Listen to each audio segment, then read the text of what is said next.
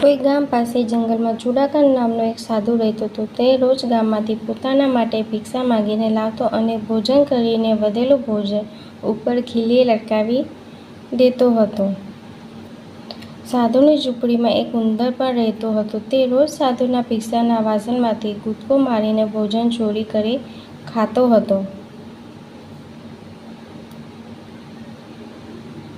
સાધુએ પોતાની ભિક્ષાનો વાટકો ખૂબ ઊંચો લટકાવી રાખ્યો હતો. તેમ છતાં તે ઉંદર કૂદકો મારીને ત્યાં સુધી પહોંચી જતો હતો. સાધુ તેનાથી ખૂબ પરેશાન હતો.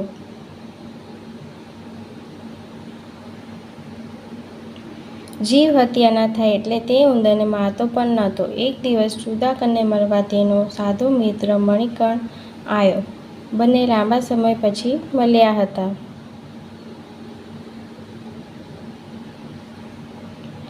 મિત્રને મળીને સાધુ ખૂબ ખુશ હતો. બંને ભોજન પછી રાતે સૂતા સૂતા વાતો કરી રહ્યા હતા. મણિકર્ણ પોતાની વાતો જણાવી રહ્યો હતો અને ચુડાકર વાંસની લાકડીથી જમીન પર જોરથી પછાડી રહ્યો હતો જેથી ઉંદર આવી ન શકે. મણિકર્ણને કંઈ સમજમાં ન આવ્યું. તેણે પૂછ્યું, હું આટલા દિવસ પછી તને મળ્યો છું, પરંતુ મારી સાથે વાત કરવાની જગ્યાએ લાકડી જમીન પર પછાડી રહ્યો છે.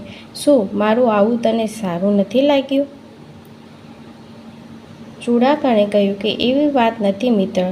અહીં ઝૂંપડીમાં એક ઉંદર છે જે મારી ભિક્ષાના વાસણમાંથી ભોજન ચોરી કરે છે. મણિકર્ણે કહ્યું, આટલી ઊંચાઈ પર રાખેલા વાસણમાંથી કોઈ સામાન્ય ઉંદર કેવી રીતે ભોજન ચોરી કરી શકે? ચુડાકરે જણાવ્યું કે તે ઉંદર ખૂબ ચાલાક છે. આટલી ઊંચાઈ પર હોવા છતાં તે કૂદકો મારીને વાસણ સુધી પહોંચી જાય છે. મણિકર્ણે કહ્યું, આવું કોઈ સાધારણ ઉંદર માટે શક્ય નથી. જરૂર તેની પાછળ કોઈ રહસ્ય છે. બંને સાધુ ઊભા થયા અને ઉંદરના બાકરોડા સુધી પહોંચ્યા. મણિકર્ણે ઉંદરનું બાકરોડું ફોડવાનું શરૂ કર્યું. બંને સાધુએ જોયું કે ઉંદરે પોતાના બાકરોડામાં ઘણું બધું ચોરી કરેલું ભોજન ભેગું કરીને રાખ્યું હતું. બંનેએ તે ભોજનને ત્યાંથી કાઢીને ફેંકી નાખ્યું. 2 દિવસમાં જ ભોજનના અભાવમાં ઉંદર નબળો પડવા લાગ્યો અને ઝૂંપડી છોડીને જતો રહ્યો.